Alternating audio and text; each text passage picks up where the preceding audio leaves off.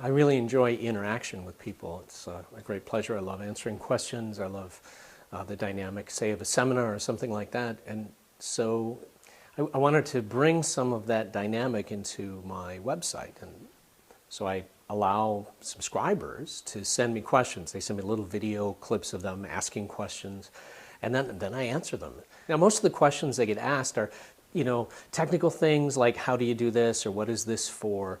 But recently, a subscriber named Matt asked me a question about teaching children, and that led to a really interesting conversation.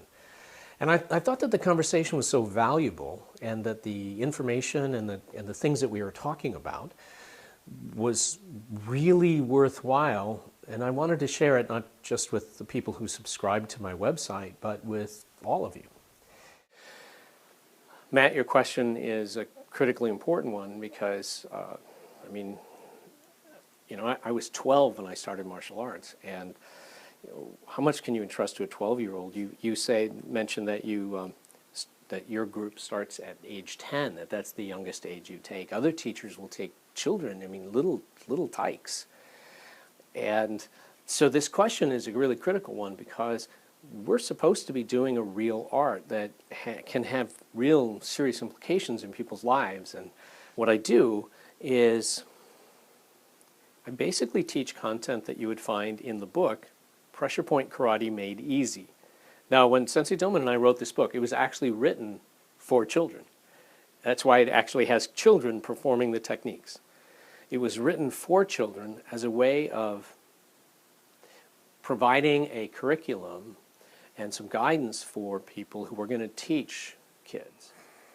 And then we also were thinking a lot about when teaching children, a lot of times the threat that a child faces, we say, well, we don't want to teach them a real technique because, what if the kid on the playground grabs them and then they do this serious technique and then that's a terrible thing to happen. Yes, that's true. But what if, on the other hand, the person who grabs them is an adult and they have to actually get away from an adult? They need a technique that's going to have an impact on an adult.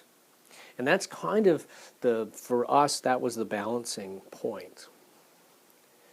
And that thing, now there's a story from many years ago. One of my students was teaching a little school in a small town, and he was teaching real technique, and one of his students was, I think, in middle school or something, so just probably 7th grader, maybe 6th grader. And the child went home, and Dad said, "What are you learning at your karate school?" So he said, "Well, grab me." And Dad grabbed him, and he grabbed Dad by the hair, did a hair thing, and kicked him inside the leg and laid Dad out on the floor. Dad got up on the floor, ran to the karate school, ran to the dojo, and said, "I know that if my child was learning anywhere else, he would not know how to do this and really protect himself against an adult." He pulled out his checkbook and wrote a check for several more months of training. So I guess it depends on the values. If we're trying to teach children because we're interested in them learning discipline and control, that's different from if we're trying to teach them how to protect themselves against possibly very serious threats.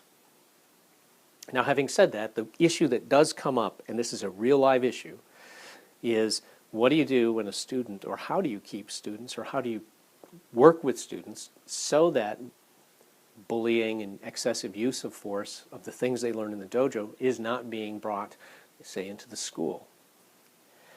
My student Chris Martingilio runs a dojo. In fact, most of the time when you see us doing video, it's in his dojo, which I treat basically as my dojo. He's actually had to deal with this. He's been teaching children. He actually starts at 4? 4. So he's got little tykes, and he deals with this situation, and it's come up more than once. And how he handles it is as important as what he's teaching.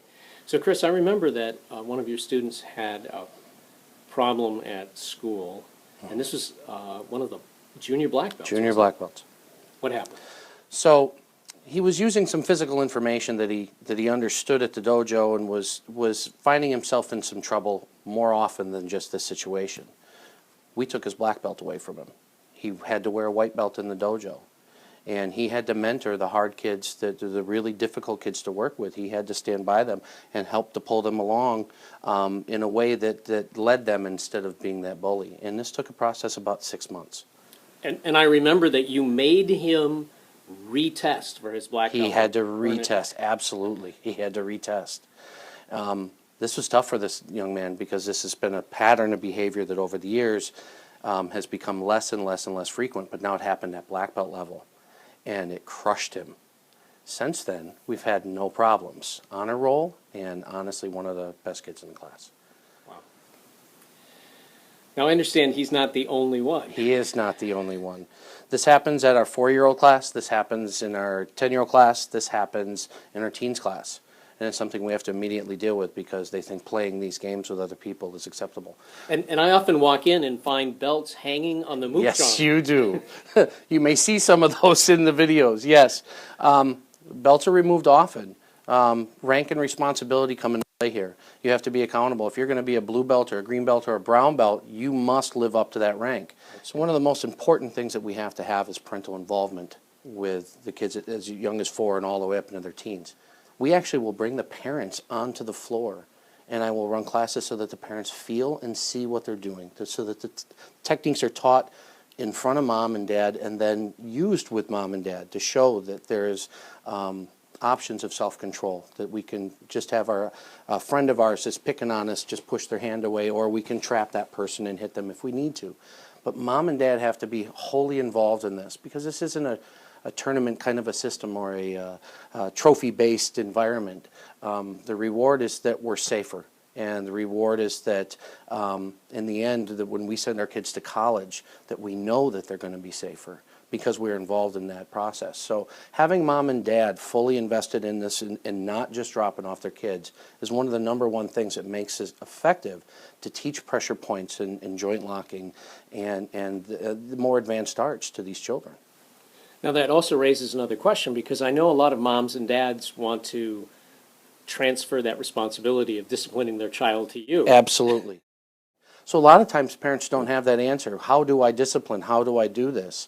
Well, we use that through the school, that we help them so that we have, we call it the mom and dad dojo front. The sensei and mom and dad are best friends. We always share. And if there's a problem at home, mom and dad share it. If I have a problem at the dojo, I share it. And we co-discipline so that it's within the context of the martial art. So that bullying is, there's always a repercussion, obviously, for this. But if I don't know what's happening at home and they're not telling me, then we can't correct it. So mom and dad and myself have to be fully involved in this kind of art. So what that means is that in the old days, the great fear was getting a phone call from the teacher. Yes. Now it's getting a phone call from the sensei. That's correct. That's correct. I've actually have parents that will call the dojo when there's a problem at home. And I will get on the phone and are you acting responsibly? Are you listening to your parents? No, sensei. I'll see you in class on Monday. Please go clean your room. This is very much a part of the dojo because teaching the kids, it's about trust. They have to trust me. The parents have to trust me. I have to trust that this is going to go home and that we're always learning. So in this kind of environment with this very specialized martial art, it is extremely important to have parental involvement at all times. So in other words, the approach that we recommend is that it's more than technique. Now, I actually say it's in the book, right in the front of the book, and you have to know that I'm the one who specifically made sure this part was in there. I said, martial arts dojo is for learning self-defense. It's for learning martial arts. It's not for learning to be a better person. If you want to learn to be a better person, you should go to church or synagogue or temple or mosque or something like that. Go to a place where that's what they're doing. Now, that remark was intentional, but it was also intentionally flip. Because for a lot of people, the dojo is the closest they come to a place where they're being held to a moral standard. Because they may not have that. Their parents may not be, these kids, their parents may not be holding them and disciplining them in their homes, and they may not be going to synagogue or church or whatever religious community that their tradition comes out of. They may not be part of that, so they're not receiving moral instruction. And so by default, dojos become the place in which people learn morality. And I think that's really incredibly important, because if you think about what it is we do, we practice hurting people, and then we let other people practice hurting us. So we're living in the world of real injury. And in that world, it's important to talk about what it means to hurt somebody and how you learn the lesson. We tried talking about this, by the way, in a cute little book called Little Jay Learns Karate.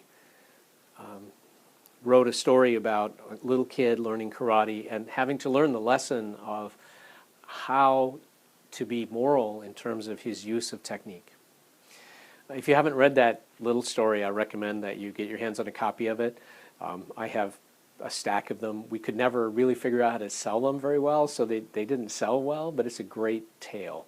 And so you should check that out if you're able to. I just want to restate a point that came up in that conversation, and that's this. If we want our children to learn morality and ethics, we need to send them to a place where that's what the focus is, you know? So I guess you'll understand, I recommend that children and adults participate in their religious communities.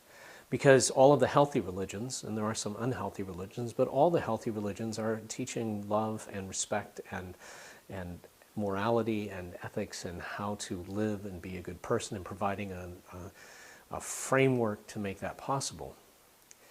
But that doesn't absolve us martial artists and martial arts teachers from the task of passing on morality and ethics to our students as well, especially in a world where increasingly the responsibility for that kind of teaching is being lost. There's no one teaching children this.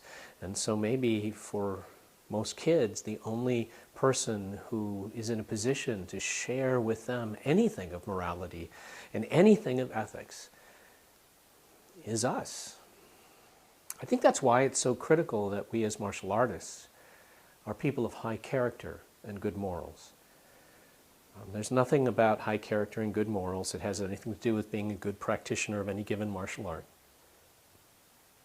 But I think that if we're going to be of real benefit to the world, a world where, you know, people don't really need to study traditional arts because, you know, guns and knives and weapons of all kinds easily available. In such a world, that may be the most important thing we have to offer. With Chris Martingilio, I'm Chris Thomas, with some reflections from the MasterClass. Thanks for watching. Now, go train.